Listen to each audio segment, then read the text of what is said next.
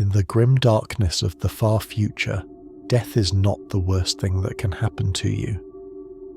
Welcome back to another deep exploration of the Warhammer 40,000 universe. Today we're going to examine something that lies at the very heart of the Imperium's cruelty. Something that reveals just how little human life truly means in the 42nd millennium. Before we begin, I'd love to know where you're listening from and what time it is for you right now. Are you settling in for the evening, perhaps using this as background while you paint your miniatures?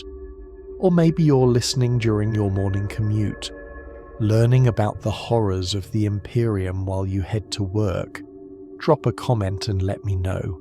It always fascinates me to think about all of you scattered across the globe, united by your love of this dark and terrible universe we're about to explore together.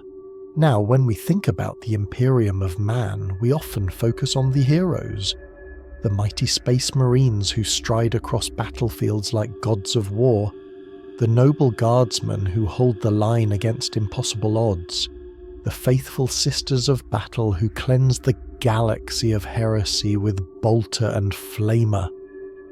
But beneath this veneer of heroism, beneath the layers of propaganda and imperial truth, there exists something far more disturbing.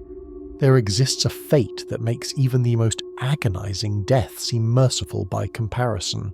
Today we're going to talk about servitors, we're going to talk about archoflagellants, we're going to discuss penitent engines and demon hosts and all the other ways that the Imperium transforms living, thinking, feeling human beings into something else, something less than human, something that might still be aware enough to understand what has been done to them, but is no longer capable of doing anything about it.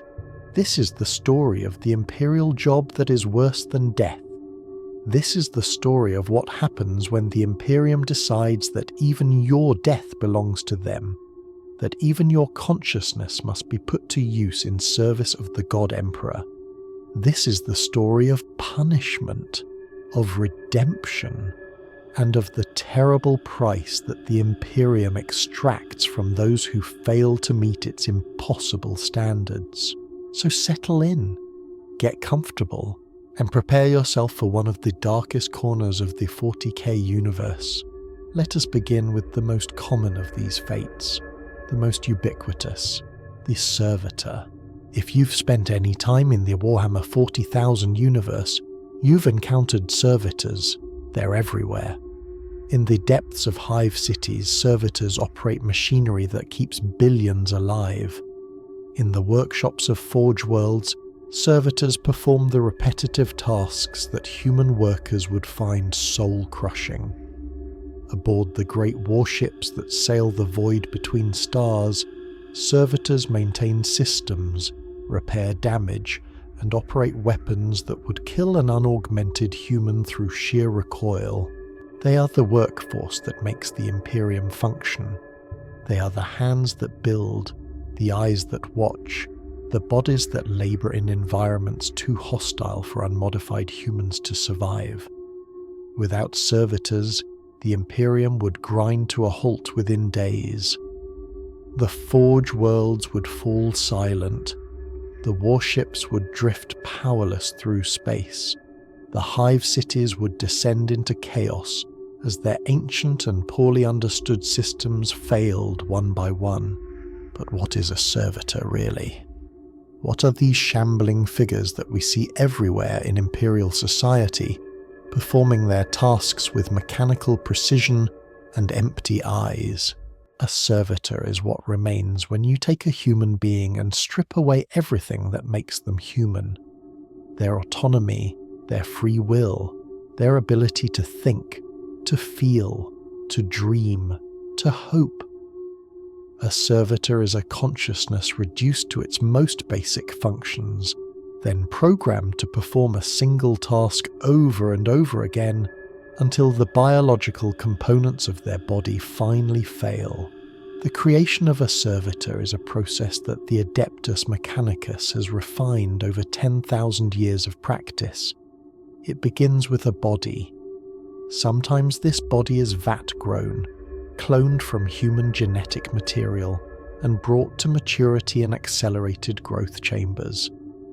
These vat-grown servitors have never known consciousness, never experienced life as we understand it.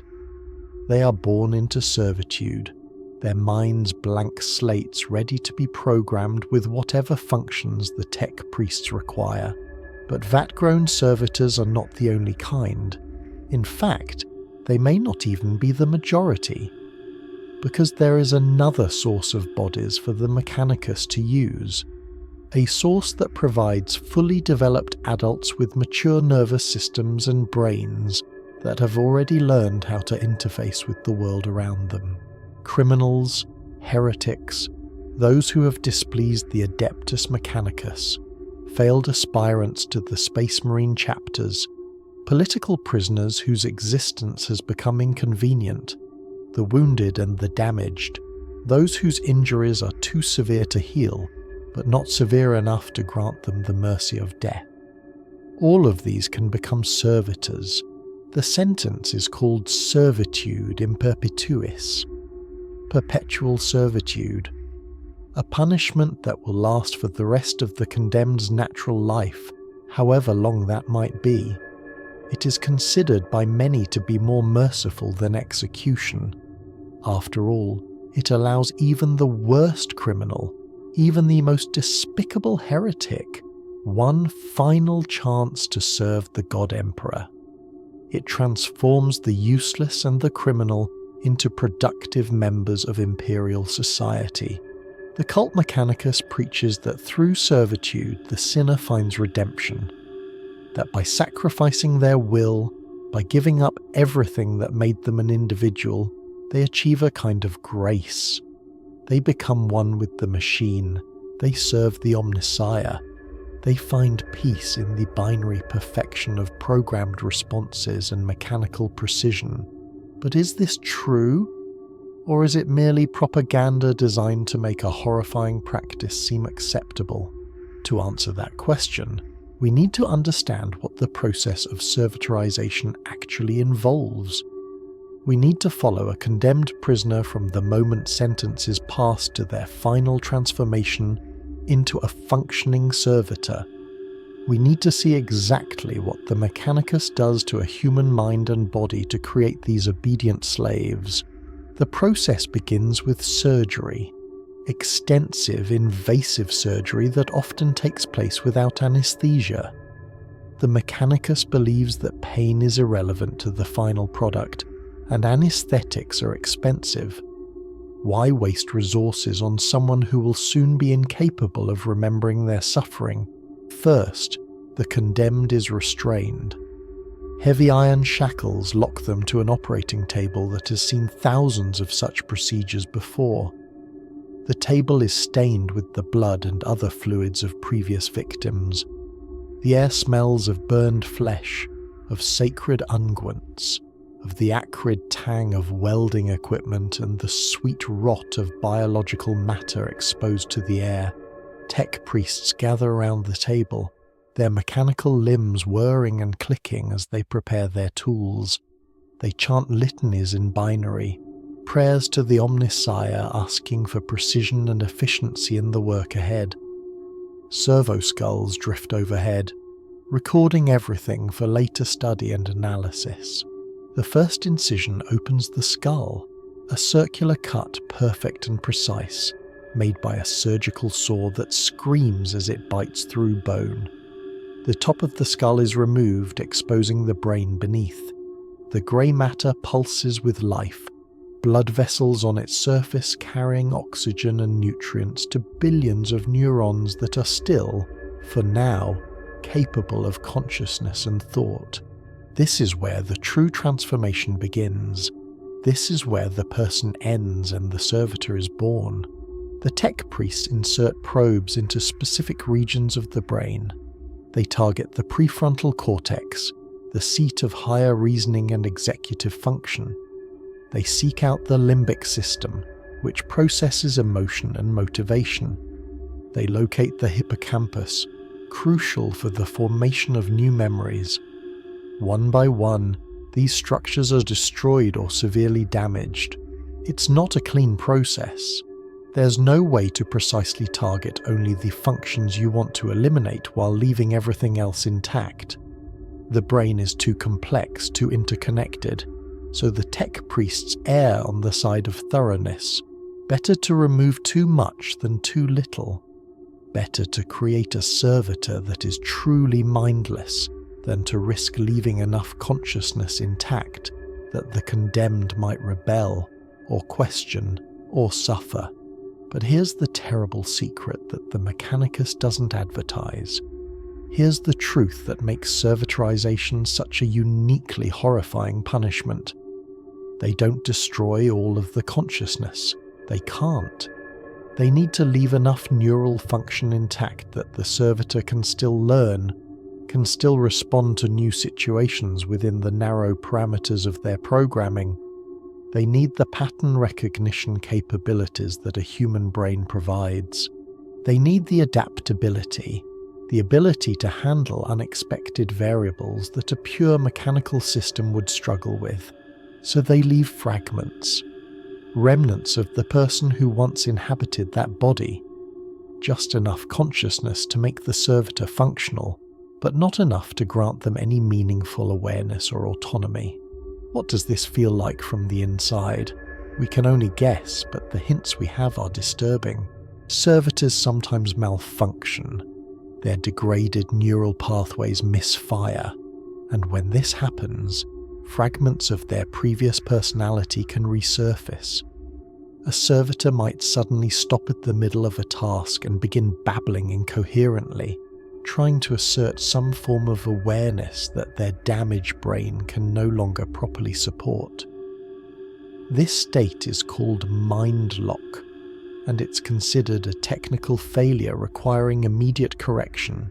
Some servitors have been observed repeating simple phrases over and over. The most common is also the most heartbreaking. "Help me," they say. Just those two words, repeated endlessly. "Help me, help me, help me."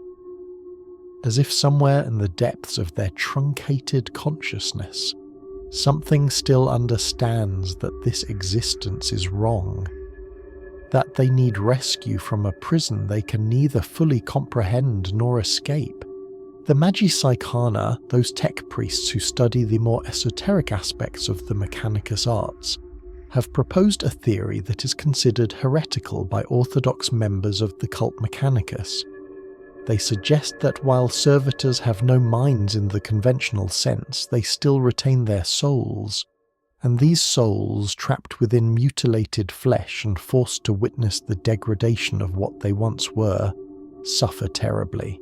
The souls of servitors, according to this theory, are conscious but unable to communicate. They are prisoners in their own bodies, forced to watch as those bodies perform mindless tasks for years, or decades, or even centuries. They feel everything but can do nothing. They understand their fate but cannot change it. They scream silently into a void that will never answer. The Mechanicus officially denies this theory. They point out that servitors show no signs of psychological distress beyond occasional malfunctions. They argue that the brain structures necessary for suffering have been removed, that there is literally nothing left in a servitor's mind that could experience anguish or despair. But sometimes, when a servitor's systems fail catastrophically, when the crude mind control that keeps them docile breaks down completely, they become violently aggressive. They attack their tech priest masters with a fury that suggests something more than mere mechanical malfunction. They seem to recognize their owners as slave masters, to understand on some level that they have been wronged, that revenge is deserved. These incidents are rare, but they happen often enough that the Mechanicus has protocols in place to deal with them. Rogue servitors are destroyed immediately, and their remains carefully studied to determine what went wrong. Sometimes they find evidence of intentional sabotage. of individuals who manage to retain enough of their higher functions to deliberately damage their own neural programming in hopes of death or freedom. The Mechanicus considers such cases to be tech heresy of the highest order. Creating a servitor that retains meaningful consciousness is forbidden precisely because it violates the careful balance they've established. A servitor must be conscious enough to function, but not conscious enough to suffer or rebel. Anything outside this narrow range is considered unacceptable. But how do they know where that boundary lies? How can they be certain that every servitor they create falls on the right side of the line?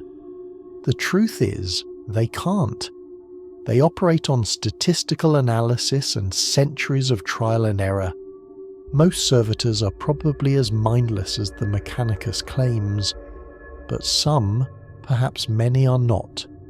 Some still have just enough awareness to understand what has been done to them, even if they can no longer articulate that understanding or act upon it. And this brings us to the different types of servitors, because not all servitors are created equal. The level of consciousness left intact varies depending on the servitor's intended function. The simplest servitors, the monotasks, are given the most extensive neural damage.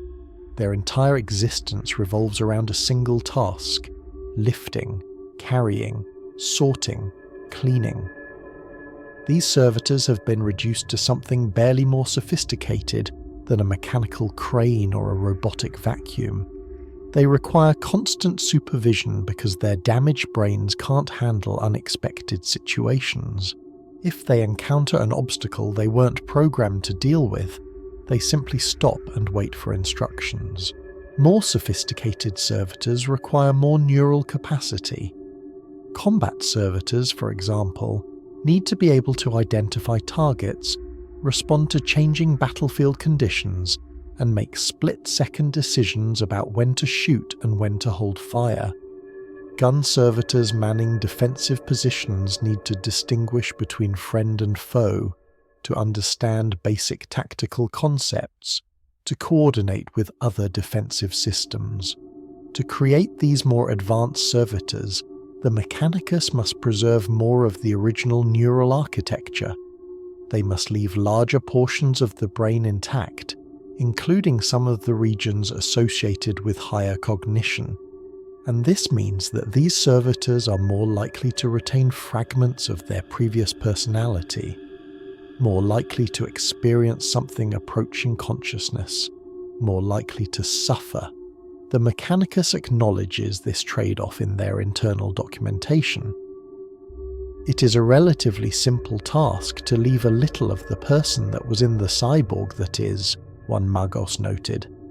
The more flexible the unit is required to be, the more of the original neural architecture must be preserved. The more that is preserved, the further from the law of the Mechanicus the unit drifts. In other words, the better a servitor is at its job, the more human it remains. The more human it remains, the more likely it is to suffer. The Mechanicus accepts this as necessary, but they don't advertise it. Better to maintain the fiction that all servitors are mindless automatons, content in their servitude, redeemed through their sacrifice. Some Space Marine chapters create servitors from their failed aspirants. These are young men who proved worthy enough to be selected for transformation into Space Marines, who endured the brutal trials and tests, but whose bodies rejected the gene seed implants. Rather than simply executing these failures or allowing them to return to normal life, some chapters convert them into servitors. The justification is practical. These individuals already have combat training. Their bodies have been enhanced through the early stages of the Space Marine creation process. They're stronger, faster, and more durable than normal humans. This makes them ideal candidates for combat servitors or the sophisticated technical servitors that Space Marine tech marines employ in the field. But there's a darker aspect to this practice. These failed aspirants had dreams. They wanted to become space marines, to serve the chapter and the emperor as legendary warriors. They underwent years of brutal preparation, endured unimaginable suffering, sacrificed their childhoods and their identities, all in pursuit of that dream. And when their bodies failed them, when biology denied them the transformation they had worked so hard to achieve, they were given one final service to perform. They were converted into mindless slaves forever denied the glory they sought. Imagine being one of these failed aspirants. You can remember your training. You can remember the day you were selected, the pride you felt, the determination that carried you through trial after trial. You can remember your battle brothers, the other aspirants who trained alongside you. Some of them made it. Some of them became space marines, transcendent warriors who will live for centuries and perform deeds of legendary valor. But not you. Your body rejected the gene seed, and now you are this, a servitor. A thing that follows the tech marines around, carrying their tools, performing repairs on vehicles that you will never pilot in battle. You are close enough to the chapter to see what you could have been, close enough to remember what you wanted, but you will never have it. You will exist in this twilight state, aware enough to understand what you lost but powerless to change it, until your enhanced body finally fails and grants you the death that should have been yours years ago. This is the fate of servitors. This is what the Imperium does to those it deems worthy of perpetual servitude. It's efficient, it's practical, it solves multiple problems at once, providing a workforce while disposing of criminals and failures, and it's considered merciful, because at least the condemned get to go on living. At least they get one more chance to serve the Emperor. But mercy is a strange word for what amounts to the destruction of everything that makes a person human. Mercy is a strange word for a fate that might leave you conscious enough to understand your imprisonment, but not conscious enough to escape it. Mercy is a strange word for an existence that could last for decades, performing the same mindless task over and over again, while fragments of your personality scream silently in the darkness of your mutilated mind.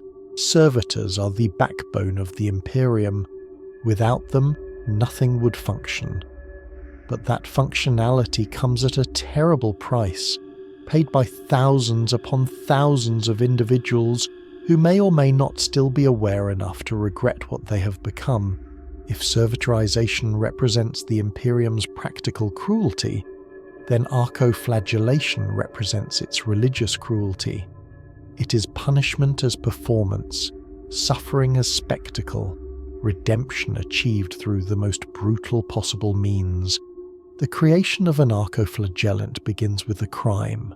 Not just any crime, but a specific category of wrongdoing, heresy. Usually minor heresy, the kind that is not severe enough to warrant immediate execution, but is still too serious to simply imprison or exile the offender.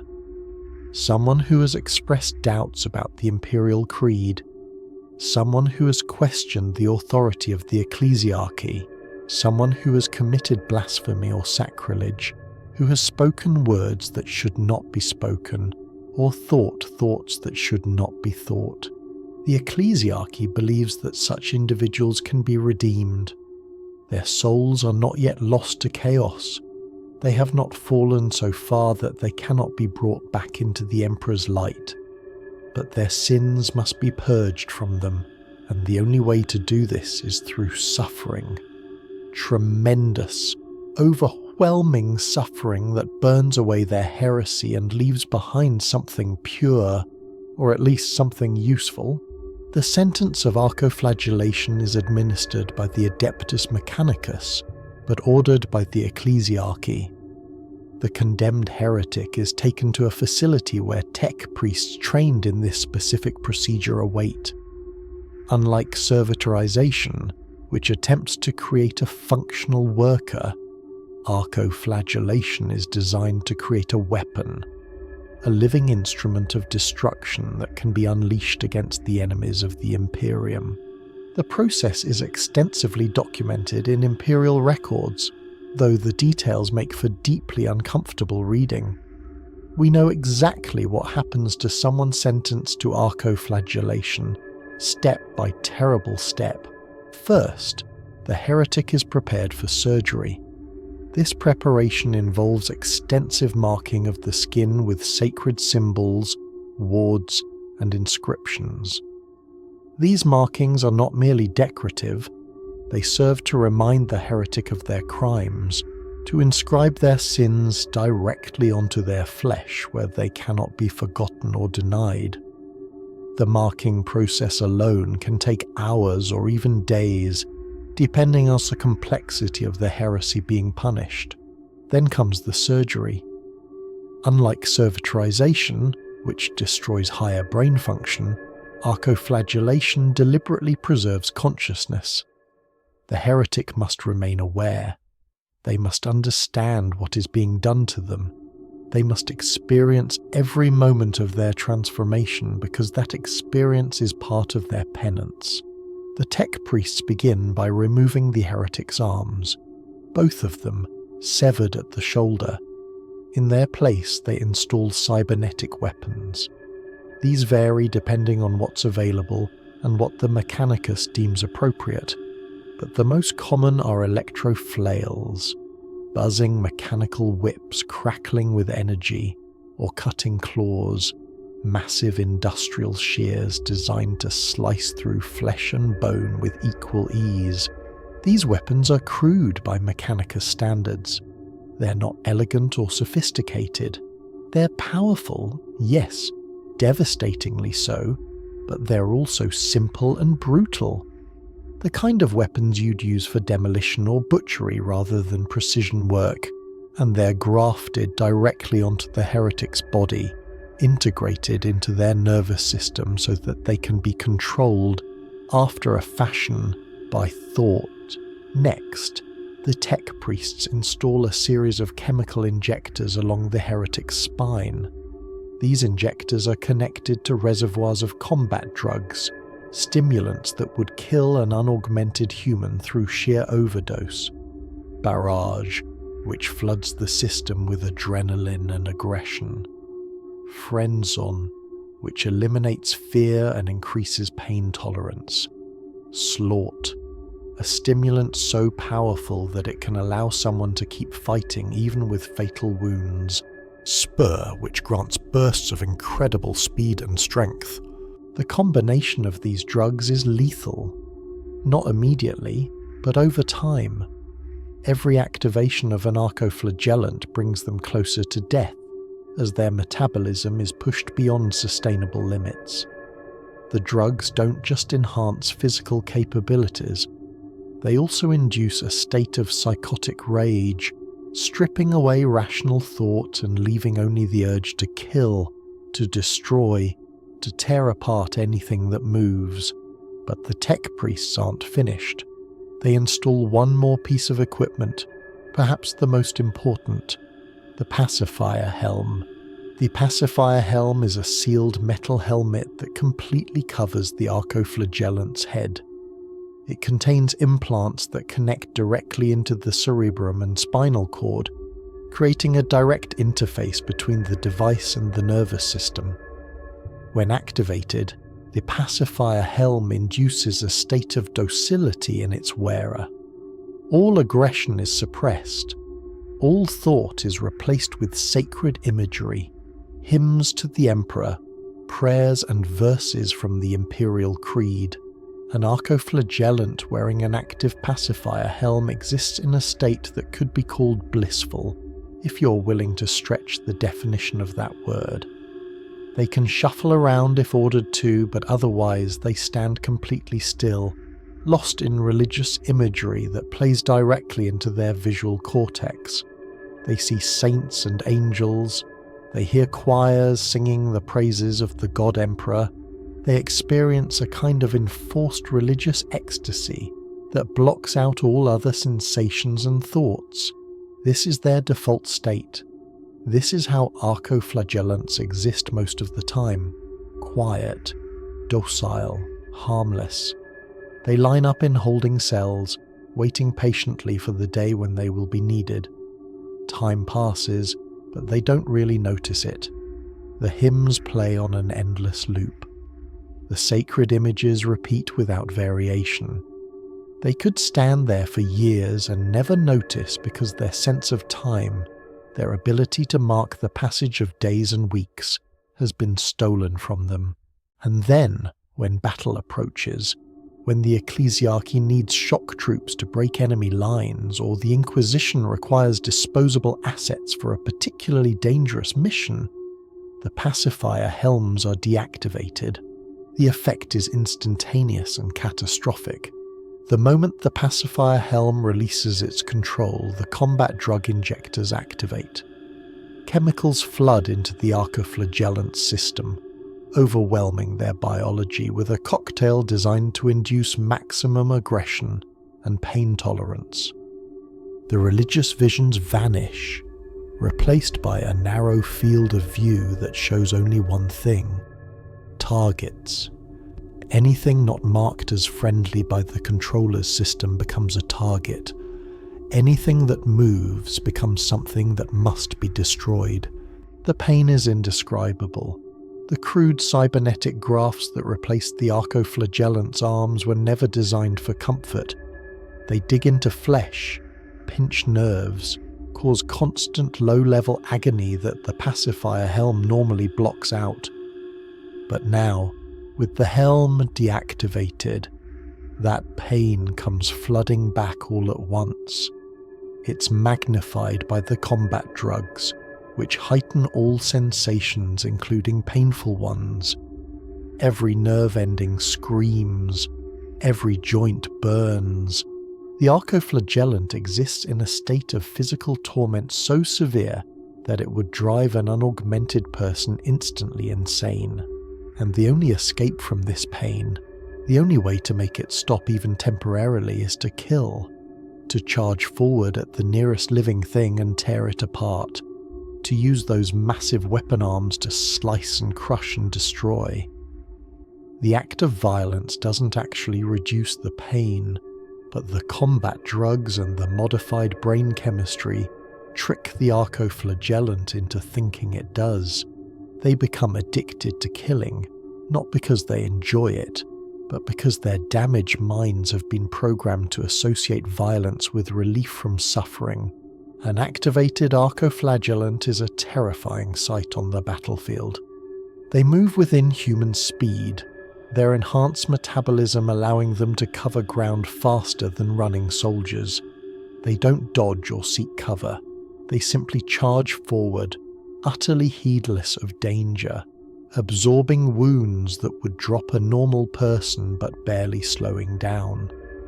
The combat drugs keep them moving, keep them fighting, even as bullets tear through their flesh and energy weapons burn their skin. And they scream. Oh, how they scream. Not words, not coherent speech, just raw, primal sounds of rage and agony. The sound of someone experiencing more pain than the human mind was designed to process. The sound of something that used to be human, but has been transformed into a living weapon. They fight until they die. There's no retreat for an archoflagellant, no tactical withdrawal.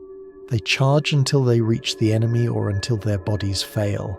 And when their bodies do fail, when the combination of wounds and drug overload finally becomes too much for even their enhanced physiology to withstand, they die still screaming, still trying to kill, their weapon arms flailing uselessly as they fall. The ecclesiarchy describes archoflagellation as redemptive.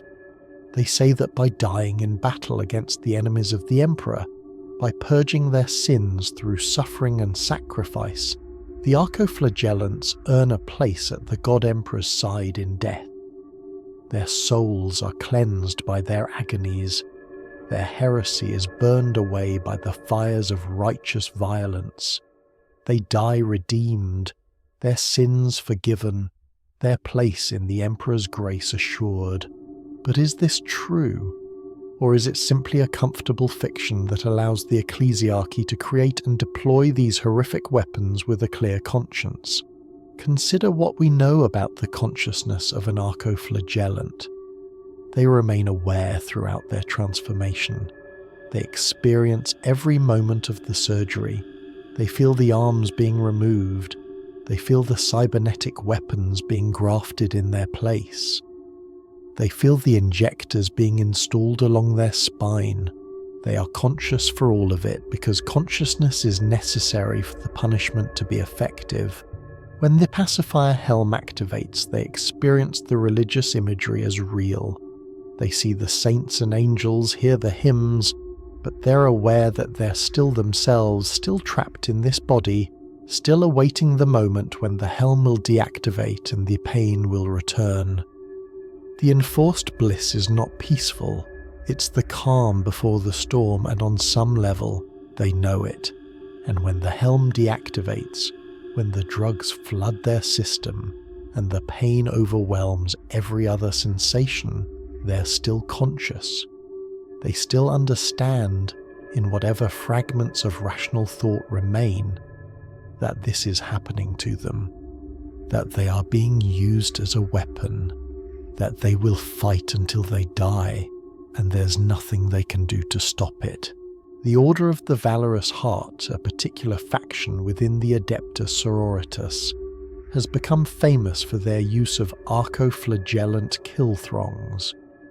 These are groups of dozens or even hundreds of archoflagellants, all released simultaneously to overwhelm enemy positions through sheer numbers and ferocity. The Sisters of the Valorous Heart watch these battles closely, studying the archoflagellants as they fight and die, drawing inspiration from what they describe as redemptive suffering. But what are they really watching? Are they witnessing redemption, or are they witnessing torture on an industrial scale? When an archoflagellant falls in battle, do they die at peace, their sins forgiven and their soul cleansed? Or do they die in agony, having spent their final moments as a living weapon, their consciousness trapped in a body that exists only to kill and to hurt? The Imperium doesn't ask these questions. It doesn't want the answers. Archoflagellants are useful. They're effective shock troops that can be deployed in situations where regular soldiers would refuse to go. They serve a purpose, and that purpose is deemed more important than any concerns about the humanity or suffering of those who fill the role. And so the sentence of archoflagellation continues to be handed down. Heretics who might have been rehabilitated through other means are instead transformed into living weapons. They exist in a twilight state between life and death, between human and machine, between consciousness and madness. They wait in their cells, lost in enforced visions of religious ecstasy, until the day comes when they are needed on the battlefield, and then they are released to charge and kill and scream and die, their suffering serving the needs of an Imperium that views them as nothing more than ammunition to be expended against its enemies. If archoflagellants represent weaponized penance, then penitent engines represent something even more extreme. They are punishment incarnate, suffering made mobile, agony given purpose. They are what happens when the ecclesiarchy decides that not even archoflagellation is severe enough for the crime that has been committed. The penitent engine is a bipedal combat walker, roughly twice the height of a man. Its frame is constructed from wrought iron and ancient wood, materials deliberately chosen for their symbolic and religious significance, rather than their efficiency. The Mechanicus could build better combat walkers. They do build better combat walkers. The penitent engine is not designed to be optimal. It's designed to inflict maximum suffering on its pilot, while still functioning as a weapon of war, At the center of each penitent engine is a space called the Crucible. This is where the condemned pilot is installed, and I use the word installed deliberately, because what happens to the pilot of a penitent engine cannot accurately be called anything else. They are not seated, they are not positioned, they are crucified. The pilot is suspended in the crucible with their arms spread wide, locked into the mechanisms that control the engine's weapon limbs. Their body is pierced with a multitude of wires, chemical injectors, and pain nodes that connect them to the machine. Every movement of the penitent engine's arms translates directly to the pilot's nervous system. When the weapons strike, the pilot feels the impact. When the engine takes damage, the pilot feels the pain. But it's not just physical connection. A penitent engine includes a device of Nostroman origin called an excruciatum locus, lodged directly into the pilot's thalamus. This is a parasitic pain regulation device, but it doesn't regulate pain in the sense of reducing it. Instead, it ensures that the pilot feels everything. Every sensation is amplified. Every injury is experienced at maximum intensity. The excruciatum locus makes it impossible for the pilot to lose consciousness from pain, impossible to go into shock, impossible to achieve any kind of mental escape from their suffering. When the penitent engine is not in combat, when it sits idle in a holding bay or transport, the chemical injectors fill the pilot's system with compounds that induce overwhelming guilt. These are not recreational drugs or combat stimulants. They are substances specifically designed to affect emotional processing, to amplify feelings of remorse and self-loathing to unbearable levels. The pilot spends their inactive hours experiencing psychological torture that rivals the physical pain they endure in battle. They think about their crime, whatever it was. They relive it over and over again in their mind. The guilt-inducing drugs make even minor transgressions seem unforgivable. They become convinced that they deserve this suffering, that anything less would be insufficient punishment for what they have done. The ecclesiarchy claims this is part of their redemption, that by truly feeling the weight of their sins, they can begin to atone for them. But what kind of redemption can be achieved when the penitent literally cannot think clearly, when their brain chemistry has been altered to ensure constant anguish? When battle approaches, the chemical mix changes. The guilt inducers are replaced with combat stimulants, though not the same overwhelming cocktail used in narcoflagellants. Penitent engine pilots need to retain more control because they're operating a complex machine. They need spatial awareness, tactical judgment, the ability to identify targets and coordinate with other Imperial forces. So the drugs enhance physical performance without completely destroying rational thought, but they do nothing to reduce the pain. If anything, the combat stimulants heighten sensation even further, making every injury more acute, every moment more agonizing. The pilot experiences the full horror of battle from their exposed position in the engine's crucible. They have no armor, no protection beyond the Emperor's judgment, as the ecclesiarchy puts it. Enemy fire that strikes the engine's central structure strikes them directly. They are burned by flamers, pierced by bullets, torn by shrapnel, and through it all they remain conscious, held in place by their restraints and by the artificial will imposed by the excruciatum locus. The weapons mounted on a penitent engine are designed for close combat. Massive buzzsaws that spin at incredible speed, their teeth designed to chew through armor and flesh alike. Heavy flamers that project streams of burning promethium. Chain fists, each as large as a person, their teeth capable of ripping open tank armor. These weapons require the engine to close with the enemy, to get close enough to inflict maximum damage. And this means the pilot must drive their engine forward into enemy fire. They must charge towards certain injury, probable death, with no option to retreat or seek cover. The engine's control systems are hardwired to prevent withdrawal.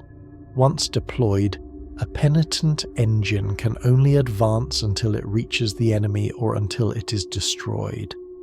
The pilot has no choice in this. They are locked into the machine, their nervous systems slave to controls that allow only forward motion and attack. Imagine being a pilot in this situation. You're exposed to enemy fire, suspended at the center of a walking target. Every hit the engine takes, you feel as though the bullet or shell has struck your own flesh. Your arms are locked into mechanisms that force you to swing massive weapons at whatever enemies come within reach. You cannot stop. You cannot turn back. You cannot even close your eyes or turn your head away. You must witness everything, feel everything, experience every moment of the battle from your crucified position. And somewhere in the back of your mind, beneath the combat drugs and the pain and the fear, you remember your crime. You remember what you did to deserve this fate. Was it heresy? Did you question the ecclesiarchy's interpretation of the Imperial Creed? Were you a battle sister who faltered in the face of the enemy, who hesitated when duty required action? Were you a priest who fell from the Emperor's grace, who let doubt creep into your faith? Perhaps your crime wasn't even religious. Perhaps you were simply too effective, too popular, too much of a threat to someone powerful within the ecclesiarchy. Perhaps you knew too much about corruption within the organization, saw things you weren't supposed to see, and spoke up when you should have remained silent. This sentence of penitent engine pilot can be used to silence inconvenient witnesses as easily as it can punish genuine heretics. Regardless of the crime, the punishment is the same. You will pilot this engine until you die.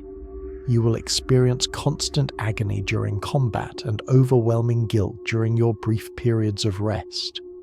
You will be deployed as a shock troop, sent to break enemy lines through sheer intimidation and violence. You will be used up and discarded, your suffering serving the tactical needs of commanders who view you as nothing more than a piece of disposable hardware. The Adepta Sororitas frequently deploy penitent engines alongside their conventional forces. They consider it their sacred duty to witness these machines in battle, to observe the suffering of the pilots as they atone for their sins. This witnessing is considered an important part of the redemptive process. By dying in view of the faithful, by displaying their penance for all to see, the pilots of penitent engines supposedly achieve a greater degree of grace than they would through private suffering. But what does this witnessing really achieve? When a battle sister watches a penitent engine charge into enemy fire, when she sees the exposed pilot taking hit after hit, screaming in agony as they drive their engine forward, is she witnessing redemption?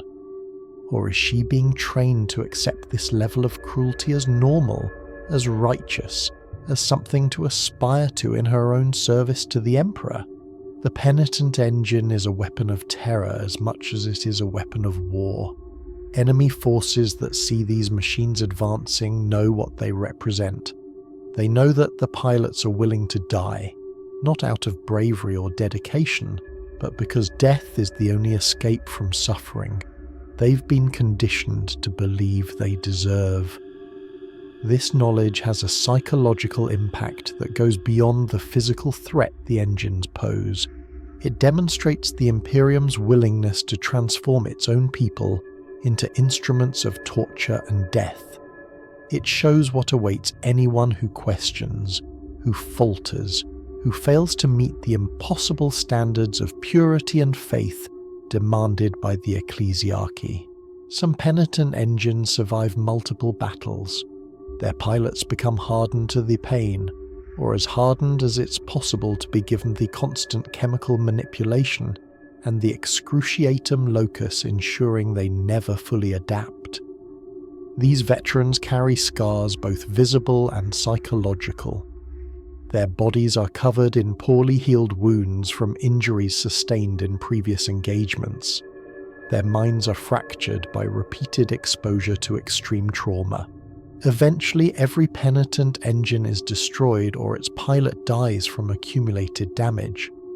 The ecclesiarchy views this as a mercy, as the completion of penance. The pilot has suffered enough. Their sins have been burned away by pain and service. They can now die and join the Emperor in the afterlife, redeemed and purified. But consider the alternative interpretation. The pilot dies, often in horrible agony, having spent their final weeks or months or years as a living illustration of the Imperium's cruelty. They experience no moment of peace, no final absolution, no comforting words or gentle hands to ease their passing. They die as they lived in that engine, in pain, in fear, serving a system that views their suffering as both deserved and useful. The existence of penitent engines raises profound questions about the nature of redemption and punishment in the Imperium. Can suffering truly cleanse sin? Is there any crime that deserves this level of torture? And if the pilots of these engines are truly being redeemed, why does their penance require them to be continuously conscious of their agony? Why not allow them some mercy, some diminishment of sensation, some brief respite from pain? The answer, though the ecclesiarchy would never admit it openly, is that the cruelty is the point. Penitent engines serve multiple purposes. They are weapons, yes, but they are also examples. They demonstrate to the faithful what happens when you fail the Emperor. They show what awaits anyone who questions, who doubts, who falls short of the Imperium's impossible standards. They are mobile monuments to suffering, walking reminders that in the Imperium of man, even death is not always an escape, and sometimes the punishment is designed to be worse than any death could ever be. For those few who commit crimes so severe that even a penitent engine is considered insufficient punishment, there exists one fate worse still: the mortifier.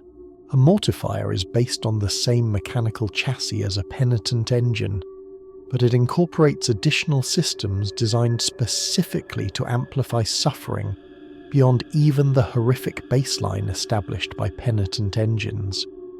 These systems are called neuroagonizer arrays and obloquial enhancers, and their sole purpose is to make the pilot's existence as painful as psychologically possible.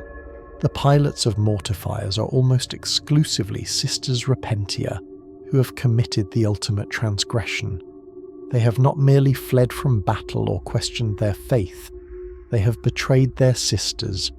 They have revealed secrets, broken sacred oaths, or committed acts so heinous that they are deemed beyond all normal forms of redemption. The process of installing someone into a mortifier goes beyond what happens with a regular penitent engine. Metallic bolts are driven directly into the pilot's bones, creating additional connection points for the machine's systems. These bolts ensure that every movement of the mortifier translates into bone-deep pain for the pilot. They make escape impossible, not that escape would be physically possible anyway given the other restraints. A baffle hood is placed over the pilot's head. This hood doesn't work like the pacifier helm of an arcoflagellant, or even allow the minimal sensory input of a penitent engine pilot. Instead, it prevents the pilot from hearing any words of piety or comfort. When the mortifier is deployed alongside other Imperial forces, when priests and sisters of battle chant hymns and prayers, the pilot cannot hear them. They are denied even the cold comfort of religious devotion. The neuroagonizer arrays work continuously, stimulating pain receptors throughout the pilot's body. Unlike the pain nodes in a regular penitent engine, which activate primarily in response to actual injury, the neuroagonizers create pain from nothing. They don't need an external stimulus. They simply flood the nervous system with signals that the brain interprets as agonizing injury, even when no actual damage is occurring. And here's where the mortifier reveals its most diabolical aspect. When the pilot fights, when they control the mortifier's weapons to destroy enemies of the Emperor, they experience no satisfaction, no grim joy, no sense of righteous duty fulfilled. The obloquile enhancers actively suppress the neurochemical responses that might grant even a moment of positive feeling. Every kill is ashes. Every victory is meaningless. They fight not because it brings them any closer to redemption, but because the alternative, doing nothing, results in even greater pain. The pilot of a mortifier exists in a state of absolute despair. They cannot hear prayers. They cannot experience any positive sensations. They cannot hope for redemption, because the very act of hoping has been chemically suppressed. They can only suffer and continue to exist in that suffering, knowing that eventually they will die, but also knowing that even death might not bring them peace. Because the final cruelty of the mortifier is what happens when the pilot dies. As their life ends, as their body finally gives out from the accumulated damage and the constant torture, they experience one last moment of awful clarity. In that moment, the obloquial enhancers release their hold. The pilot understands clearly and completely that they are dying unredeemed, that all their suffering was for nothing, that they will depart this life having failed even in their penance. This final moment of despair sends the mortifier into what observers call a tortured death throe. The pilot's dying brain, freed from chemical suppression but still connected to the machine's systems, causes the mortifier to thrash and flail with terrible violence. It becomes briefly even more dangerous than it was in life, striking out at everything around it with the desperation of a soul facing damnation. Then it stops. The pilot dies. The mortifier goes still. And somewhere in a holding bay on a convent world or a warship, the tech priests begin preparing another mortifier for another transgressor who needs to experience the deepest penance the Imperium can devise. The mortifiers represent the logical endpoint of the Imperium's philosophy of redemptive suffering. If pain can cleanse sin, then greater pain must cleanse greater sin. If suffering brings you closer to the Emperor, then more suffering must bring you closer still.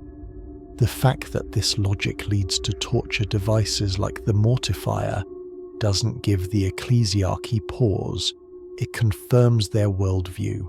It proves that they take sin seriously, that they are willing to go to any length to purge heresy and corruption from their ranks. But what does this really achieve? Does the pilot of a mortifier actually become pure through their suffering? Does their soul actually benefit from the agony they endure? Or is the mortifier simply institutionalized sadism, given religious justification, and deployed on battlefields where its presence can serve as both weapon and warning? The answers to these questions matter less to the Imperium than the fact that mortifiers are effective. They break enemy lines, they instill terror, they demonstrate the lengths to which the ecclesiarchy will go in pursuit of purity, and perhaps most importantly, they ensure that sisters of battle think very carefully before betraying their sisters or failing in their duties, because they know what awaits them if they do.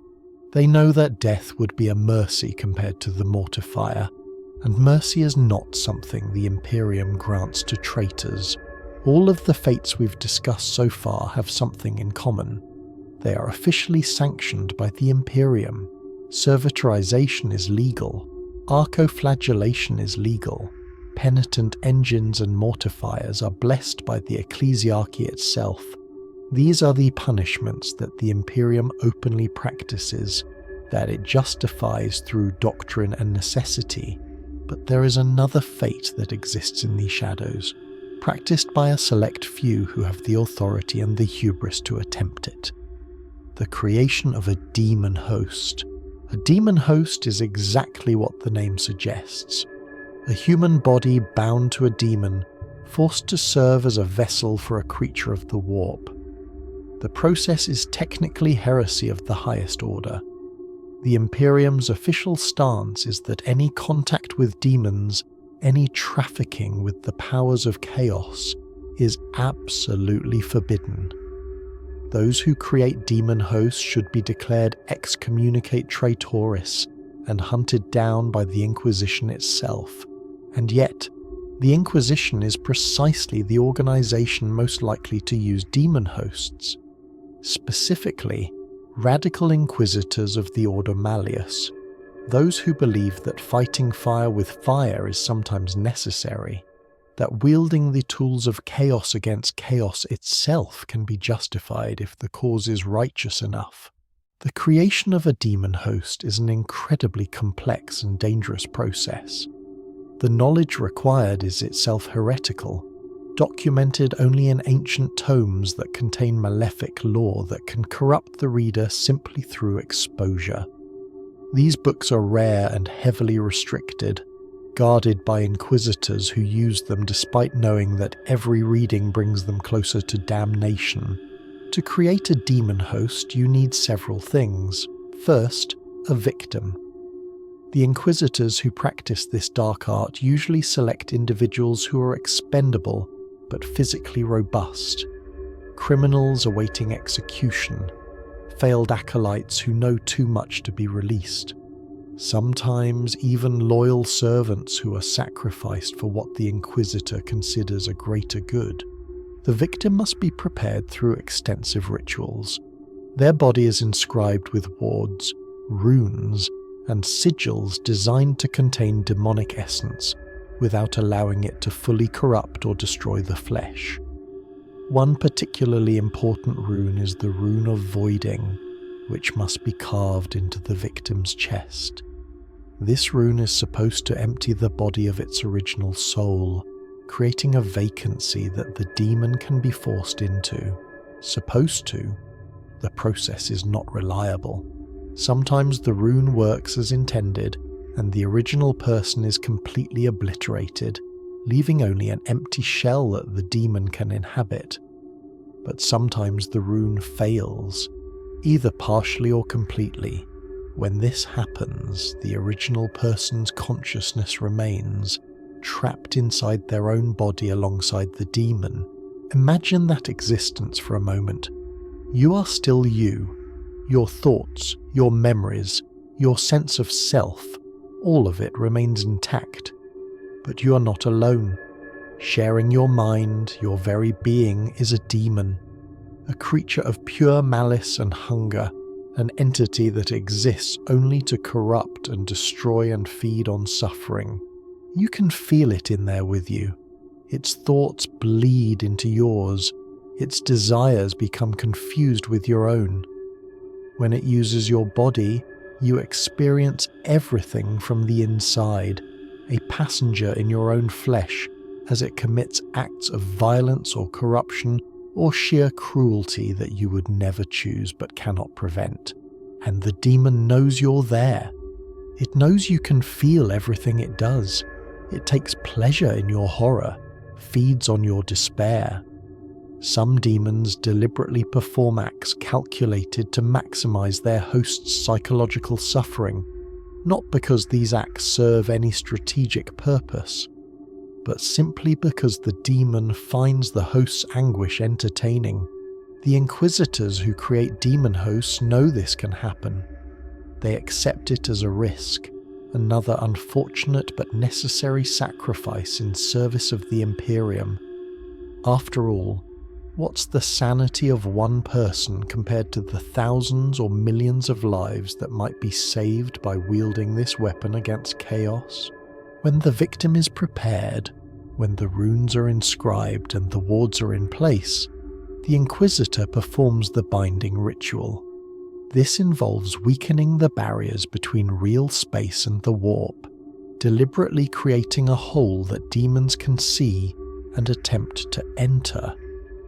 The Inquisitor then speaks the incantations of binding, the litany of servitus, and the wards of entrapment, culminating in the sealing words, "In servitutem abduco, I bind thee fast forever into this host." If the ritual succeeds, the demon is pulled through the breach and forced into the prepared body.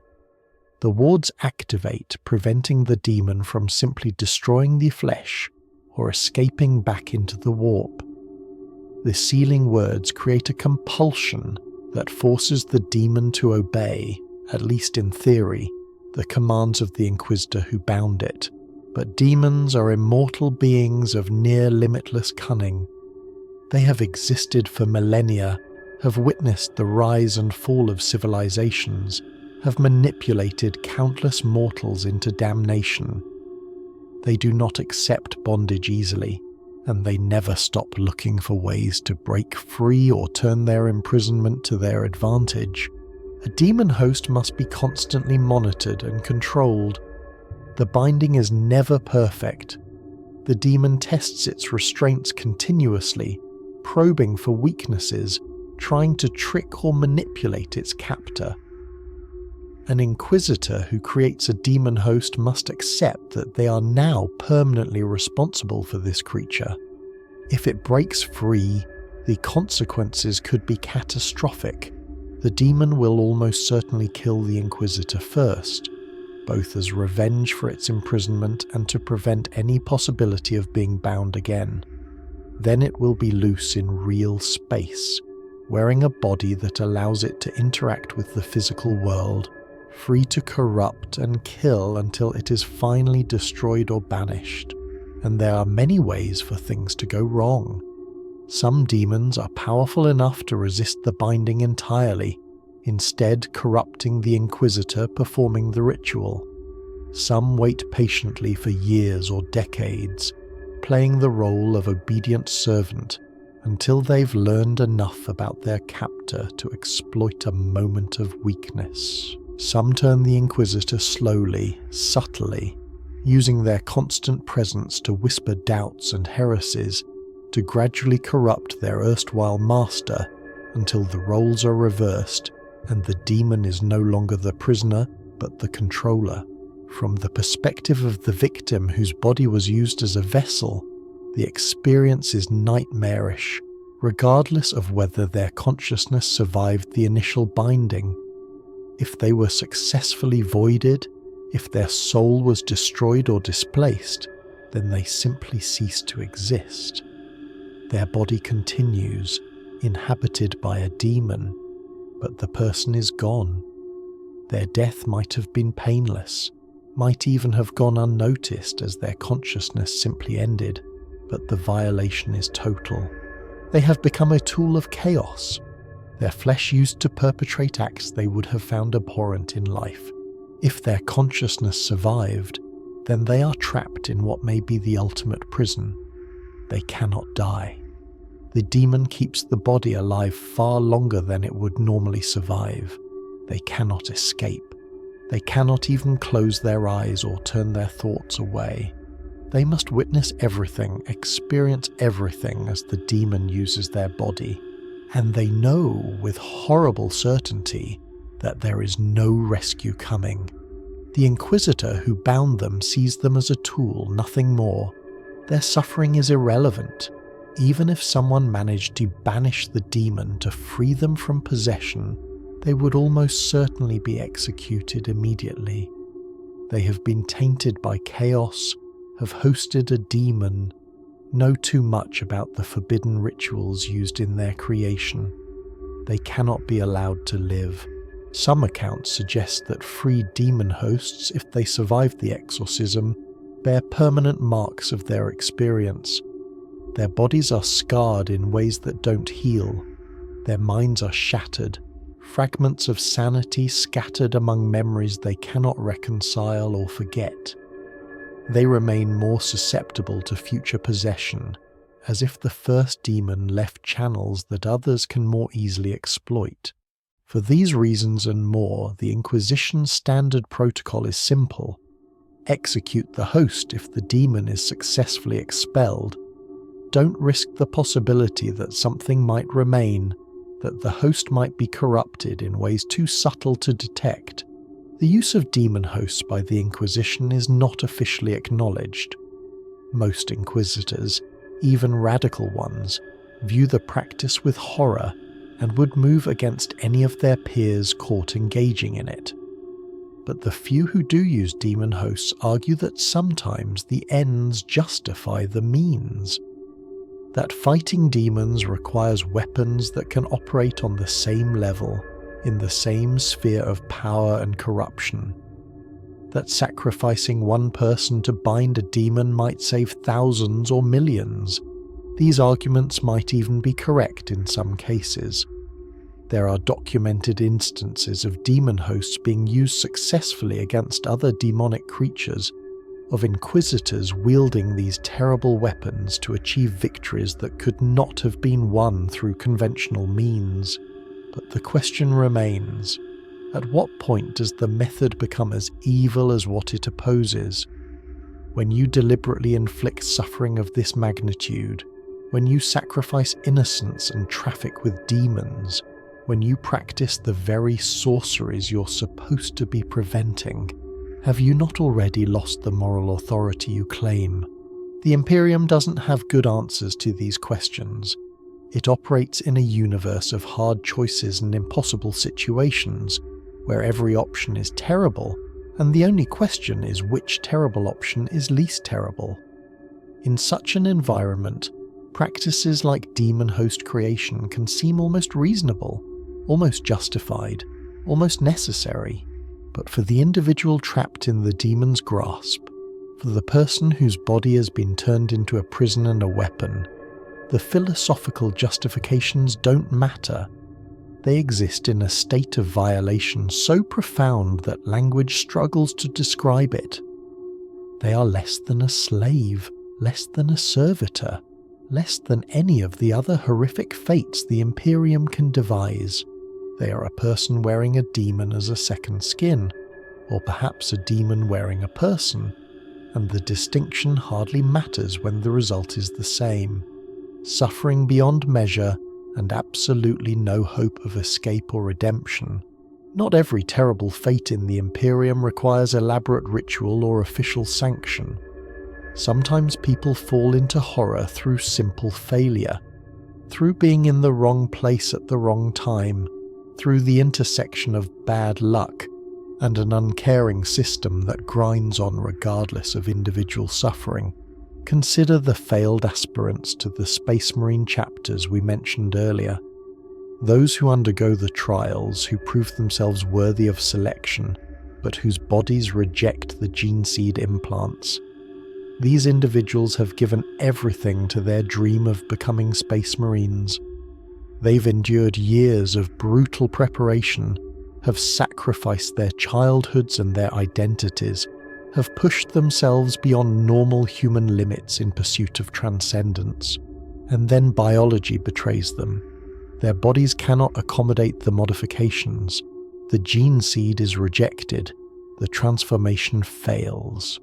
In the best case scenario, they die quickly from complications.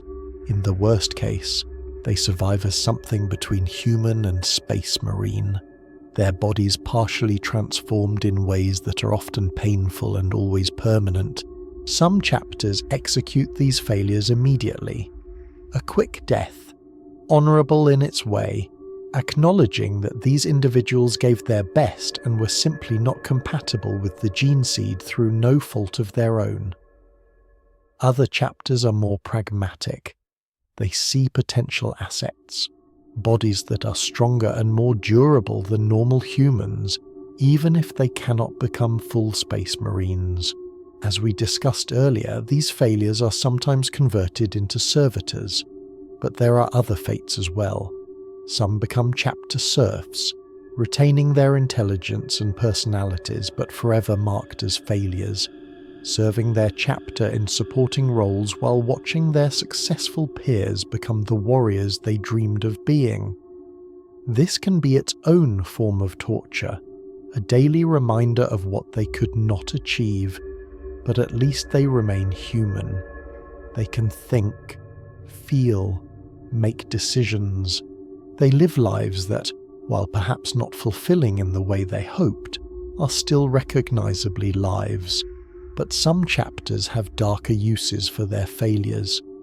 The Iron Hands, Crimson Hands, and Sons of Medusa are known to create specialized servitors from failed space marines. These are not the simple monotask servitors we discussed earlier.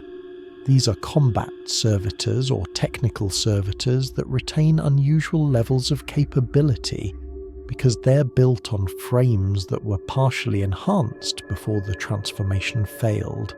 The consciousness left in these servitors is debatable. The chapters that use them claim they are completely mind-wiped, that nothing of the original person remains. But occasionally, these servitors exhibit behaviors that suggest otherwise. They recognize symbols from their chapter. They respond to battle cant and commands with what seems like understanding rather than mere programming. In rare cases, they've been observed showing what might be hesitation when ordered to perform tasks that go against the chapter's values. Are these simply glitches in their programming? Or is there something still in there? Some fragment of the person who wanted so badly to serve their chapter that even servitorization cannot completely erase that drive? We don't know, and the chapters that use these servitors don't seem interested in finding out. They have useful assets. Questioning whether those assets suffer seems unnecessary when there are battles to fight and work to be done. Then there are the lobotomized tech priests. The Adeptus Mechanicus is a hierarchical organization with strict protocols about what knowledge is permitted at each rank. Some knowledge is considered so dangerous that only the highest magi are allowed to access it. Tech priests who attempt to gain forbidden knowledge, who overstep the boundaries of their station, who experiment with technologies deemed too risky or heretical, face severe punishment. In some cases, that punishment is lobotomization. Not complete servitorization, but the targeted removal of specific memories and capabilities. The tech priest might retain much of their technical skill, might even continue to serve in their role, but the parts of their brain associated with curiosity, with innovation, with the desire to understand and discover, are excised. What must this feel like from the inside? You wake up after the procedure and you're still you, mostly. You can still perform your duties. You can still serve the Omnissiah, but there's a hole in your mind where questions used to be. You look at a machine and you can maintain it, repair it, operate it, but you can no longer wonder how it works or imagine ways to improve it. That spark of curiosity that drove you to pursue forbidden knowledge in the first place is simply gone, burned out of your brain by precision surgery. You might not even realize what's been taken from you. The neural structures responsible for self-reflection, for examining your own mental state, might have been damaged in the process. You continue serving, continue working, continue existing, never quite understanding that you're not entirely you anymore. Your brothers in the Mechanicus look at you with a mixture of pity and warning. You're an object lesson in what happens when you overstep, when you reach too far, when you forget your place in the hierarchy. Some lobotomized tech priests eventually figure out what's been done to them. They have enough cognitive function remaining to notice the gaps, to realize that they used to be capable of thoughts they can no longer form. This realization can lead to a crisis of faith and identity. If they are no longer the person they were, if the Omnissiah allowed such violation of their mind, what does that mean about their relationship with the machine god? What does it mean about the organization they've devoted their life to serving? These existential questions rarely lead anywhere productive. The damaged tech priest either accepts their new state and continues serving, or they spiral into madness and must be further altered or eliminated. There is no path back to wholeness, no way to restore what was taken. They can only continue forward, carrying the absence with them, a living reminder to their peers that the Mechanicus does not forgive those who transgress. One of the most disturbing aspects of all these fates is how thoroughly they've been integrated into Imperial society and ideology. These are not secret practices carried out in hidden facilities. Servitors work openly alongside ordinary citizens. Archoflagellants and penitent engines march in religious processions, their suffering displayed as an act of devotion. The creation of demon hosts is condemned publicly, while being practiced privately by those with the authority to decide that necessity outweighs morality. The Imperium has developed elaborate theological and philosophical justifications for these practices. Servitorization is described as a mercy that allows even criminals to serve the Emperor. Archoflagellation is presented as redemptive, a path to salvation through suffering. Penitent engines are blessed by the ecclesiarchy, their pilots held up as examples of proper penance. Even demon hosts, technically heretical, are justified by their users as necessary weapons against chaos. But beneath these justifications lies a simpler truth. The Imperium needs these practices. It needs servitors because it cannot develop or trust artificial intelligence. It needs archoflagellants and penitent engines because they are effective and disposable shock troops. It needs the threat of these fates hanging over its citizens, a reminder that disobedience, failure, or even simple bad luck can result in something worse than death. The Imperium operates on a scale that defies human comprehension. Millions of worlds, trillions of citizens, threats from without and within that could end humanity at any moment. In such an environment, individual suffering becomes a rounding error, a necessary cost of survival. If converting 1 million people into servitors keeps the Forge worlds running, then that's a trade the Imperium will make without hesitation. If creating archoflagellants from minor heretics prevents those heretics from spreading doubt and dissent, then that's an acceptable loss. And the citizens of the Imperium for the most part accept this.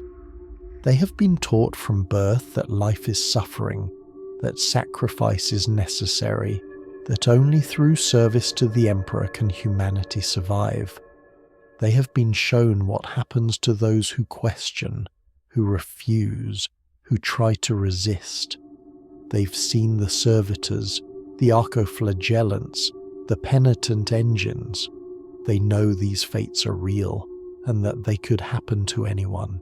This creates a psychological environment where people police themselves more effectively than any external authority could manage. You don't need an Arbites on every corner when every citizen knows that a single mistake, a moment of weakness, a careless word could result in servitorization. You don't need constant surveillance when people have internalized the message that the Imperium's patience is finite and its punishments are beyond mercy. The really insidious aspect of this system is how it frames terrible fates as opportunities. Servitorization isn't described as punishment but as service. Archoflagellation is redemption. Becoming a penitent engine pilot is penance, a chance to cleanse your sins through suffering. These reframings allow the Imperium to maintain the moral high ground, even while inflicting horrors that would make the darkest torturers in human history seem amateurish by comparison. And many citizens believe these justifications. They accept that servitors are redeemed through their service, that archoflagellants are achieving salvation, that penitent engine pilots are blessed in their suffering. To question these beliefs is itself a form of heresy, a suggestion that the Imperium's methods might be wrong, that there might be better ways to organize society or punish transgressions.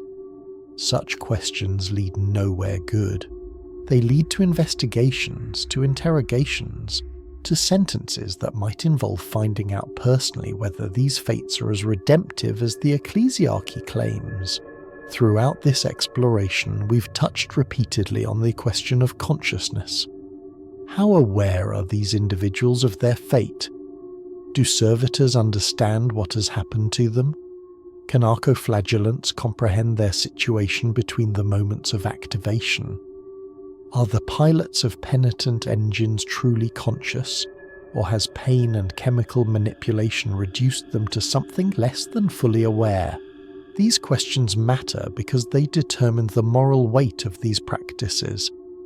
If servitors are truly mindless, if they experience no suffering, then their creation is merely practical, an efficient use of resources. But if they retain fragments of awareness, if they understand on some level that they have been violated and enslaved, then servitorization becomes one of the cruelest punishments imaginable. The evidence suggests a spectrum of consciousness that varies based on the specific fate and the individual circumstances. Vat-grown servitors, never having experienced full consciousness, probably exist in a state we might compare to that of a very simple animal. They have basic sensory awareness and can respond to stimuli, but they lack any sense of self or understanding of their situation. But servitors created from criminals or failed aspirants almost certainly retain more awareness than the Mechanicus admits. We know that physical trauma can cause fragments of the original personality to resurface. We know that some servitors malfunction in ways that suggest they are trying to assert self-awareness, even though their damaged brains cannot support such awareness effectively. We know they sometimes repeat phrases like, "help me," which strongly implies that something inside understands enough to want rescue. The official Mechanicus position is that these are glitches, nothing more. The servitor is experiencing a technical failure that produces speech-like sounds without any genuine consciousness behind them. But this explanation seems suspiciously convenient. It allows the Mechanicus to dismiss evidence of suffering without having to examine their practices or confront the moral implications of what they've created. Archoflagellants definitely retain consciousness.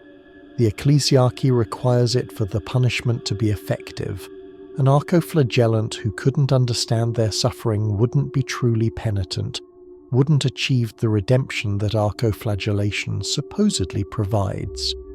So they remain aware throughout the process, experiencing the surgery, feeling the pacifier helm's control, understanding the moments of activation and what they mean. What they experience between activations is harder to determine. The pacifier helm fills their consciousness with religious imagery, but does this completely block out awareness of their situation? Or are they conscious within the vision, aware that they're being controlled, knowing that the peaceful imagery is artificial and temporary? The accounts we have suggest the latter, that archoflagellants remain aware even when the helm is active, that they exist in a kind of enforced calm while still understanding what they are and what awaits them. Penitent engine pilots and mortifier pilots are certainly conscious, horribly, agonizingly conscious. The entire point of these machines is to inflict suffering, and suffering requires consciousness. The excruciatum locus ensures that the pilot feels everything, that they cannot escape into unconsciousness or dissociation. They are fully present for every moment of their torment, from the moment they're installed in the engine until the moment they die. The consciousness of demon host victims is perhaps the most variable and disturbing. Some are successfully voided, their original consciousness destroyed during the binding ritual. These victims simply cease to exist, and while their bodies continue, there's no longer anyone inside to experience the horror of being used as a demon's vessel. But others are only partially voided or not voided at all.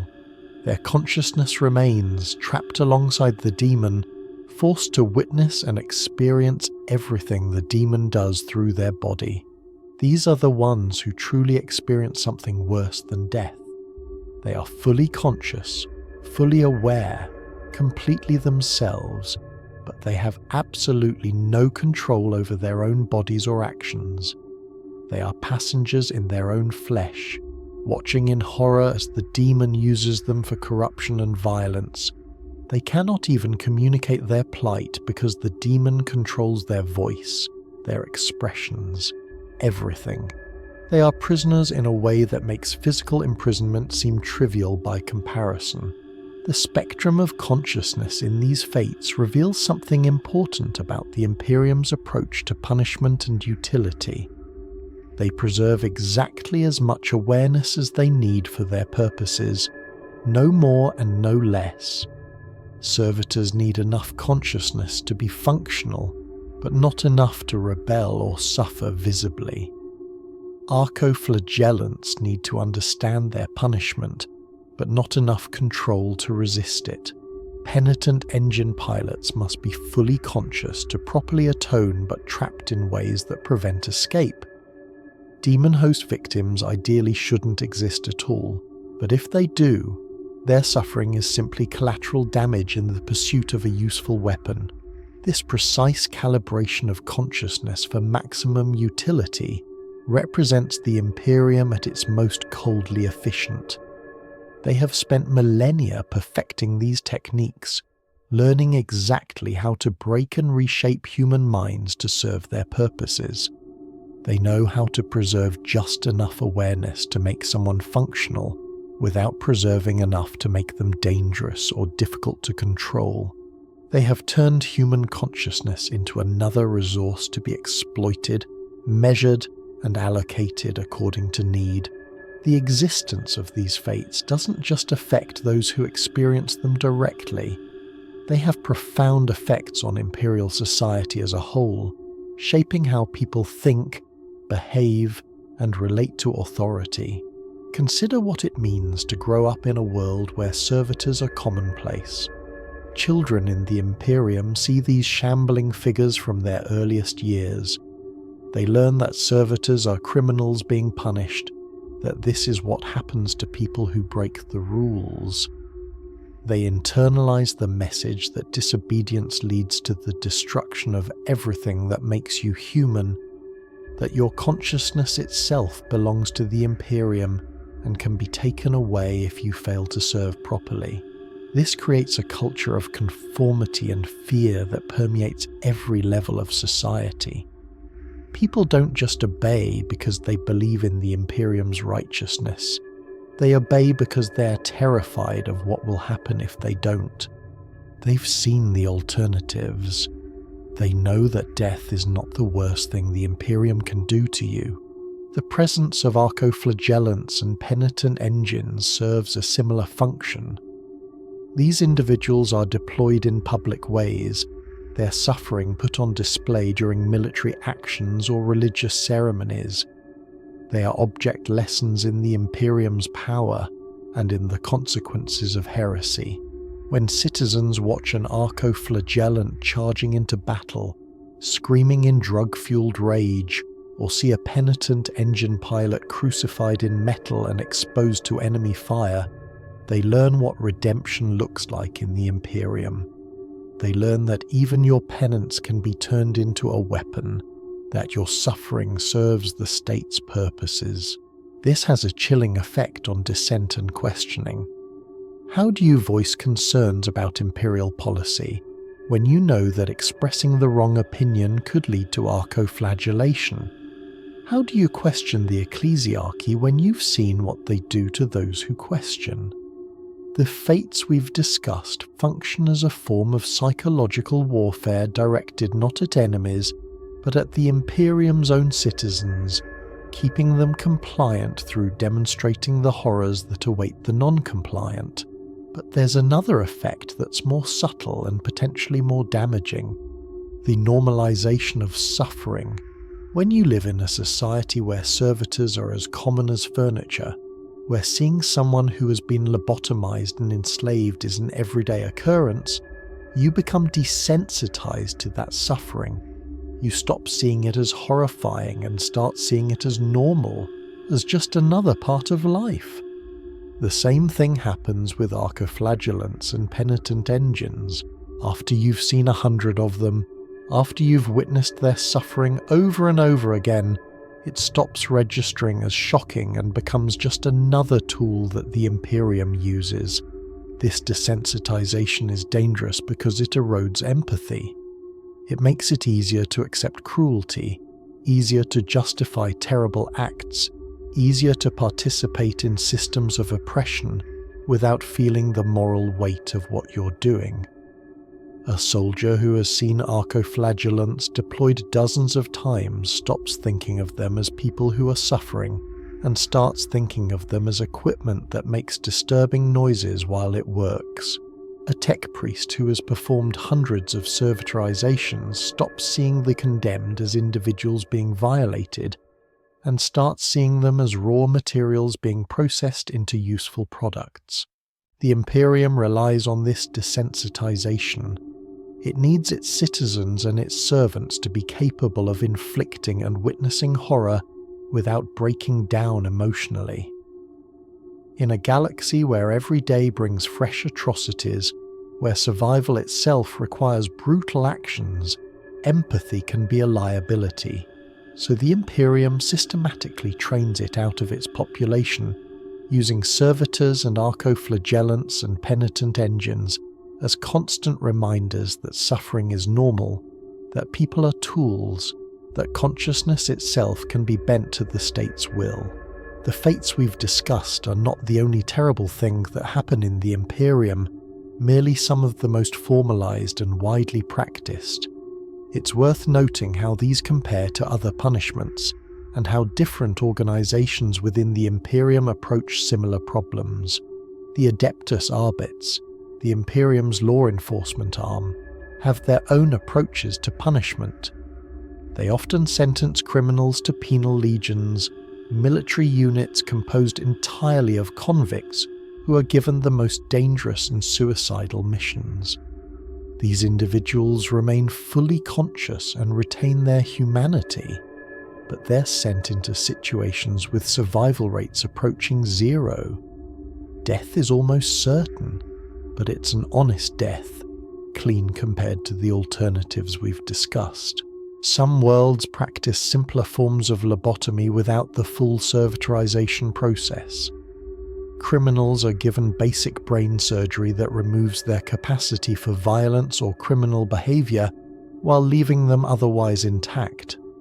They're released back into society as diminished versions of themselves, capable of basic work and self-care but no longer able to conceive of or commit the crimes that led to their punishment. This is cruel in its own way, but it's a fundamentally different kind of cruelty than servitorization. The person still exists, can still form relationships, can still experience pleasure and comfort, even if their range of potential experiences has been permanently limited. The Inquisition has access to all these punishments and more. Individual inquisitors have tremendous discretion in how they deal with criminals and heretics. Some prefer clean executions, others practice extended interrogation and torture before finally granting death.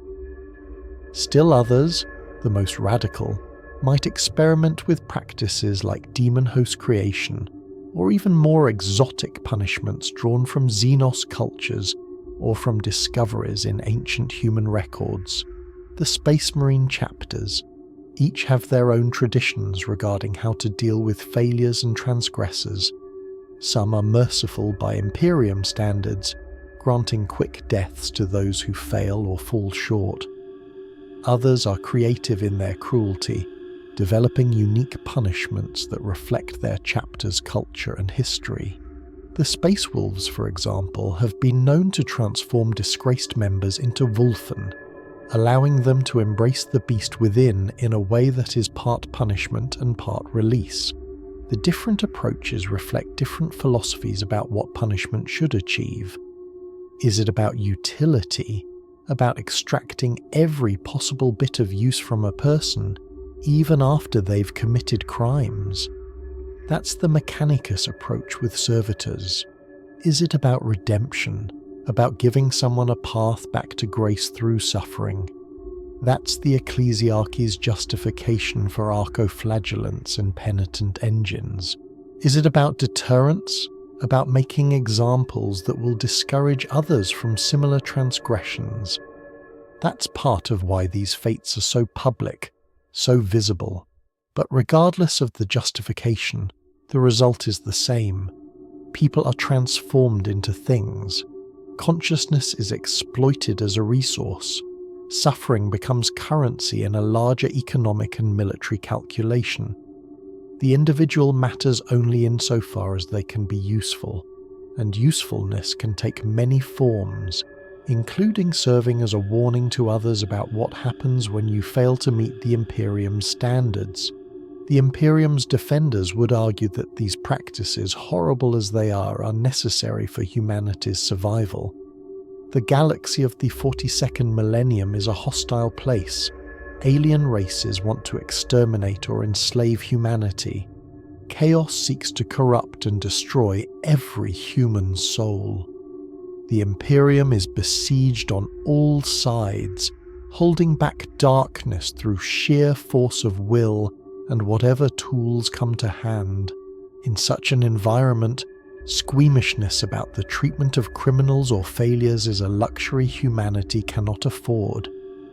If servitors are necessary to keep the Forge worlds running, then creating servitors is justified. If archoflagellants can break enemy lines and save thousands of loyal soldiers, then the suffering of a few heretics is an acceptable price. If a single demon host can be used to defeat a greater demon and save a world, then surely that's worth the violation of one individual. These arguments are not without merit. The Imperium does face existential threats. Resources are limited. Difficult choices must be made. In a purely utilitarian calculation, trading the well-being of criminals and heretics for the survival of humanity might indeed be the rational choice. But there's a question that the Imperium never seriously asks. At what point does the defense of humanity become indistinguishable from its destruction? When you systematically dehumanize your own citizens, when you practice tortures that would make demons proud, when you build a society where suffering is so normalized that people no longer react to it, what exactly are you defending? The Imperium claims to be protecting humanity, but what does humanity mean in a context where human consciousness is just another resource to be exploited? What does it mean to preserve human civilization when that civilization routinely reduces people to servitors, archoflagellants, and penitent engines? Is a human race that practices these horrors really worth saving, or has it already lost whatever made it valuable in the first place? These are questions that cannot be asked within the Imperium without risking the fates we've been discussing. They are heretical questions because they challenge the fundamental assumptions that the imperial system rests upon. They suggest that maybe, just maybe, the Imperium's methods are wrong, that survival purchased at this price is not really survival at all, but just a slower form of damnation. But from outside the system, from our perspective as observers of this fictional universe, we can ask these questions. We can examine the Imperium's practices and recognize them for what they are. Systematic dehumanization on a scale that defies comprehension, justified by necessity but ultimately serving to perpetuate a system that values control and order over individual humanity. The Imperium is a civilization in decline, holding on to power through increasingly desperate measures. The fates we've discussed are symptoms of this decline, signs that the Imperium has forgotten or abandoned whatever moral principles it might once have had. When your first response to crime is to destroy consciousness, when your idea of redemption involves crucifying people in metal torture machines, when you can justify creating demon hosts because the alternative might be worse, you have already lost something essential. The tragedy is that the Imperium might be right about one thing. In the galaxy it inhabits, these measures might genuinely be necessary for survival. The forces of chaos are real and genuinely seek humanity's destruction. The alien races would exterminate or enslave humanity given the chance. The Imperium exists in a context where conventional morality is a luxury that gets you killed. But if that's true, if the price of survival really is the systematic torture and dehumanization of your own species, then maybe survival isn't worth it. Maybe a humanity that has to become this monstrous to continue existing should instead step aside and let something better take its place. Maybe the Imperium's greatest crime is not what it does to its enemies, but what it does to its own people in the name of protecting them. Let's bring this back to the individual level. Let's imagine for a moment that you are a citizen of the Imperium. You've lived your whole life under its rule. You've seen servitors, watched archoflagellants march in religious processions, perhaps even witnessed a penitent engine deployed in battle. These things are normal to you, part of the landscape of life in the 42nd millennium. Now imagine that you make a mistake. Maybe you question something you shouldn't have questioned. Maybe you fail at a task that was too difficult for any normal person to complete, but which the Imperium expected you to accomplish anyway. Maybe you're simply unlucky, in the wrong place at the wrong time when someone needs a scapegoat or a body to use for servitorization. You're arrested, you're judged, and you're sentenced to one of the fates we've discussed. If you're sentenced to servitorization, you'll undergo the surgery we described earlier. You'll feel your skull being cut open, your brain being damaged, your consciousness being shredded down to fragments. You'll become a servitor, and maybe you'll be lucky enough that nothing of you remains to understand what's been done. Or maybe you'll be one of the unlucky ones, retaining just enough awareness to know that you're trapped, that you've lost everything that made you who you were, but unable to do anything about it. You'll exist in that state for years, possibly decades, performing mindless tasks while some fragment of your personality screams silently in the darkness. If you're sentenced to archoflagellation, you'll experience the surgery fully conscious. You'll feel your arms being removed and weapons being grafted in their place. You'll feel the injectors being installed in your spine. You'll know that from this point on, you exist only to kill. That you'll spend the rest of your life alternating between enforced religious visions and drugged combat rage, and that eventually you'll die screaming in a battle you have no control over. If you become a penitent engine pilot, you'll be crucified in metal and wired into a machine designed specifically to maximize your suffering. You'll fight until you die, experiencing every wound, every impact, every moment of combat in excruciating detail. And between battles, you'll be flooded with guilt-inducing chemicals that make you believe you deserve all of this. that your suffering is righteous and necessary. If you're used to create a demon host, you might cease to exist entirely, your consciousness destroyed by the ritual, or you might remain trapped alongside a demon, forced to witness as it uses your body for corruption and violence, screaming internally but never able to communicate or escape. These are the possibilities. These are the fates that await failure in the Imperium. And the most horrible part is that these aren't hypothetical horrors dreamed up to scare citizens into compliance. They're real. They happen. Every day, across millions of worlds, people are being transformed into servitors, archoflagellants, penitent engines. The Imperium produces these beings by the thousands, uses them up, and creates more to replace them. You could be next. Anyone could be next. That's the point. That's the message the Imperium sends through these practices. Stay in line. Serve without question. Don't fail. Don't question. Don't think too much or too independently, because if you do, this is what awaits you. We've explored some of the darkest corners of the Warhammer 40,000 universe. We've examined fates that are in many ways worse than death. We've seen how the Imperium of Man systematically dehumanizes its own citizens, turning people into tools through processes that preserve just enough consciousness to make the suffering meaningful, while removing enough autonomy to make rebellion impossible. Servitors, archoflagellants, penitent engines, mortifiers, demon hosts, failed aspirants, lobotomized tech priests. These are not isolated incidents.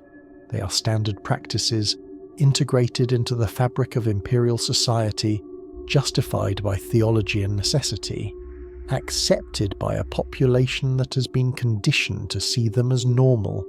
The question we're left with is what this tells us about the Imperium and about the universe it inhabits. Is this level of cruelty necessary for humanity's survival, as the Imperium claims? Or has the Imperium become so monstrous in its methods that survival itself has lost meaning? There are no easy answers, which is part of what makes Warhammer 40,000 such a compelling setting. It presents us with a universe where morality has been ground down to a single question: what are you willing to do to survive? And it shows us a civilization that has answered that question with anything, that has embraced cruelty and dehumanization as necessary tools, that has built its entire structure on the exploitation and destruction of human consciousness. The fates we've discussed are horrible.